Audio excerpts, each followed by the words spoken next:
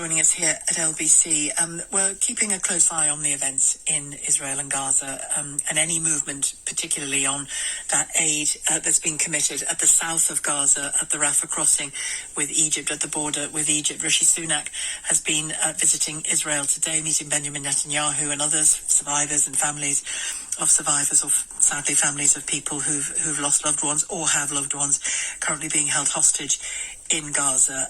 And in the meantime, here at home, daily reactions to the whole situation are coming in. An open letter signed by fairly well-known actors, very well-known and fairly well-known actors condemning Israeli military actions in particular, have been criticised for failing to mention the terror attacks carried out by Hamas. More than 2,000 artists, actors and musicians in the UK, ranging from names like Tilda Swinton, Steve Coogan, Charles Dance, Maxine Peake, just to name a few, signed the letter. And they called for an immediate ceasefire in Gaza and for our governments to end their military and political support for Israel's actions. I'll read a little more of the letter, and then we'll talk to one of the co-signatories of it. Our governments are not only tolerating war crimes, but aiding and abetting them, said the letter, and it's written by a group called Artists for Palestine UK. Let's talk to one of their number now, Samir Eskanda, a British Palestinian artist and human rights activist, as I said, who co-signed that open letter. Samir, thank you for joining me today. Hi, thanks for having me. What was the intention of the letter? Is it specifically about aid to Gaza and relief in Gaza? Well, more than 3,500 artists have now signed the letter you mentioned, and another more than 600, including Sally Rooney, Naomi Klein, and other famous authors, have made a similar call in the London Review of Books, and I am aware of more statements along the way, signed by thousands more artists, also calling for ceasefire and an end to the complicity of the British government and other Western governments that are not only failing to call for ceasefire, but actually sending arms to Israel whilst it carries out these massacres. We urgently need to see an immediate humanitarian ceasefire guaranteed by the UN, an immediate entry to Gaza of life-saving humanitarian needs, including basic supplies of water, food, fuel, medicine. We need UN protection for the 2.3 million Palestinian civilians trapped under siege in Gaza. We need a comprehensive military embargo on Israel, as was done to apartheid South Africa in the past. And finally, we also need a full and swift investigation by the International Criminal Court into war crimes and crimes against humanity, including the crime of genocide and apartheid. When you say you oppose it all, do you include, I'm just trying to get clear to the nuts and bolts of what it is you're opposing here. Are you opposing Israel's military moves comprehensively? Or just the fact that they've imposed a siege, or the fact that maybe you believe they're too careless about where the bombs go? What specifically are you opposing in that letter? Well, all of it? As you know, yes. As you know, the Israeli Defense Minister has ordered a complete siege against what he calls, quote, human animals. Other Israeli ministers are openly calling for ethnic cleansing. As more than 800 international scholars have warned, and I quote, "As scholars and practitioners of international law, conflict studies and genocide studies, we are compelled to sound the alarm about the possibility of the crime of genocide being perpetrated by Israeli forces against Palestinians in the Gaza Strip." I so understand. Anyone who wants... So the siege and the moves made on the siege, which many people are describing as breaking international law, and which both Biden and Rishi Sunak, actually they haven't stated yet, have they, publicly, that they need to lift that, but they have spoken about humanitarian aid getting in the south. But I just want to be clear, is it opposing any military action, any bombing at all by Israel, i.e. any response in a way at all to what happened on October the 7th in the south by Hamas? Yes, and anyone who wants to see an end to all violence, myself included, and I hope everyone listening to this would agree, our priority must be urgently to try to prevent Israel's genocide in Gaza. And the Israeli modern genocide scholar Raz Siegel calls it a textbook case. What do you think? Genocide. Sorry, what are you calling a genocide specifically? These are big words, aren't they? Massacre and genocide. What are you? I'm just curious of what you and your co-signees are saying is a genocide in Gaza. Is it the potential for a genocide if so many people don't get food and water for weeks on end, they will of course be dying in the streets. That's a given, and that would be appalling. And anyone speaking against that has my vote and has my backing. But what genocide, as things stand, are you talking about? So to be clear, the letter that you referenced in the beginning, this doesn't mention genocide. Here I'm quoting more than 800 international scholars that are warning about, quote, the possibility of the crime of genocide being perpetrated by Israeli forces against Palestinians. Because of the siege? Because of the siege or the bombing as well? All of it. And the denial of basic supplies, starving people, not allowing them water and basic medicines. Operations are being carried out in Gaza without anesthetic. There are bodies lying under the rubble as we speak. Yeah.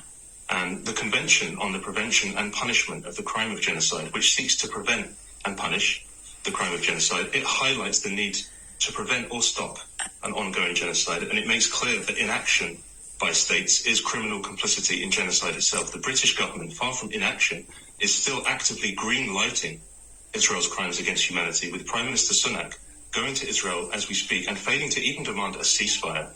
This is nothing less than, as the signatories to the Artists for Palestine letter wrote, nothing less than aiding and abetting war crimes and massacres. This complicity in crimes against humanity is what has prompted thousands of artists to speak out. Would you describe what happened in the south of Israel on October the 7th, the murders of 1,300 Jewish civilians? Would you describe, mostly Jewish civilians, would you describe that as a massacre? I think that we can't understand what is happening, and your listeners won't be able to understand what's happening without understanding how we got here. I agree with the Brazilian educator Paulo Freire, who wrote that with oppression, quote, violence has already begun. The violence of the oppressed is by definition a reaction to the initial violence of the oppressor. So if you want to end violence, you must end oppression. Do you justify it in using that? To explain how to understand the root cause of violence is not to justify anything. In this case, Israel's 75-year-old regime of apartheid, occupation, and settler colonialism is the root cause of violence. If you want to be ethically consistent, we have to apply the same standards in all situations. You can't colonize a place. You can't colonize a place that your people have also had deep connections to for 14 centuries, can you? As Jews have and Palestinians have. Who's colonizing who? I mean, I understand the blockade. I understand the tremendous difficulties of the last however many years you want to, people land at different points in time, don't they? But I understand that. But colonizing is a different thing altogether, isn't it, than this? And I've noticed the word being used a lot. But anyway, let's leave that bit to one side because we're both clearly. I can respond to that point. Oh, okay. Feel free. The indigenous people of historic Palestine are the Palestinians. And the Palestinian people have always included people of different faiths. The Palestinian people are historically very diverse people, and they have included Jews. Now, Zionism, which is Israel's state ideology, is a settler colonial movement that colonized Palestine and ethnically cleansed Palestine starting in 1947. Okay. So that's what we say when we talk about settler colonialism. Is everybody who signed the letter then, given what you've just said, against the existence of Israel because of how it came about? Or are you interested in some kind of peaceful coexistence? I mean, I know it seems far away at the moment. I don't think there's anything in the letter which says anything along those lines. No, that's why I'm asking you, is that because what you've just said there suggests that they just shouldn't be there. That's your reading. What I'm saying is that is it wrong? Israel's more than 7 decades old regime of apartheid and occupation and settler colonialism should be dismantled. That's my view. And what happens to Israelis in that dismantling? Where do they go? Nobody is calling for expulsions. What we're doing is opposing ethnic cleansing. So to invert our peaceful calls for accountability for the dismantling of apartheid, which is a legal and moral obligation that every state has, and interpret it as a call for ethnic cleansing is perverse. And I think in my conversation with you and having read the letter, and many people listening, would absolutely echo the desire for the siege to end, would absolutely echo any move possible to get aid into Gaza as soon as possible, so that people can survive this appalling situation. And in the, I don't know the length of time this is going to take, but in the hopefully short term rather than long term, get a ceasefire underway if we can. But I do note, and you know, lots of people have noted, that the letter doesn't really address the massacre in the south of Israel, and you, in your response to my question about it, how you would describe that, reveal, it sounded to me, if I'm wrong, please say so, a kind of sort of disregard for that pain. Everybody's suffering here, aren't they? But you've chosen a very particular group to support, and only them. As I've said, I think anyone who wants to see an end to violence, our urgent moral responsibility and priority must be to prevent the unfolding genocide, as leading scholars are calling it. Anything other than that right now is a lesser priority. So all of us have a profound moral obligation to speak up against what is taking place in Gaza right now. So the Jewish families and their suffering, in light of what's gone on and is going on with the hostages, their suffering is less than, is it? Less than the Palestinians? This isn't a game of trying to hierarchize whose pain is worse than anybody else's. I know, but I'm prompted by your language, not my own. I promise you. I admire your efforts to get help for the Palestinian people. I do, truly, from my heart. But I am discomforted by your attitude to the massacre on October the 7th, if I'm honest. Be ethically consistent. Everybody has to apply the same standards in all situations, right? Oh, That's your point too. You're not. International law defends the right of all occupied people to resist, whether that's in Ukraine or in Gaza. Attacks against non-combatants are illegal under international law, regardless of the perpetrator. Our peaceful calls for Israel to be held accountable according to international law are now more urgent than ever. We're calling for ending links of complicity with apartheid Israel. We need to move towards freedom, justice and equality for Palestinians and everyone else. And we need more artists to speak out. Okay, and Hamas killed non-combatants as well. You recognise that, don't you? As I've said, under international law, that's got to be the framework that we apply consistently. Is that being applied consistently in all standards?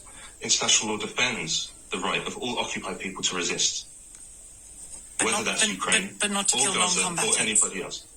As I've said, attacks against non-combatants are illegal, regardless of the perpetrator. So Hamas have committed a war crime?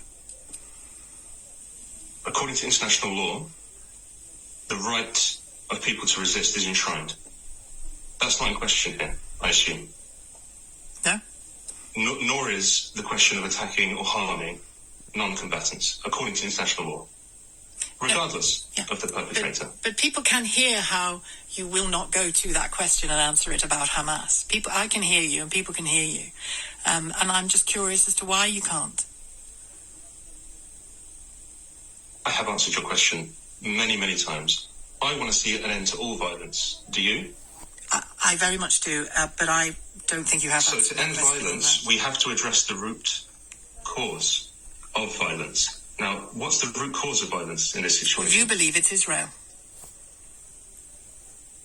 Israel is a 75-year-old regime of apartheid and occupation. Okay. So by definition, according to the Brazilian educator Paulo Freire, who I quoted earlier. You said that already, yeah. Samir, thank you. I'm going to leave it there. Definition. I'm going to leave it there because you've absolutely had your say, and you know that big elements of what you're fighting for, lots of people very much want to come to pass as well. But that failure really to answer about the massacre on Hamas is noted. Thank you for speaking to me today, Samir Eskanda, British Palestinian artist and human rights activist. It's 2:17. This is LBC.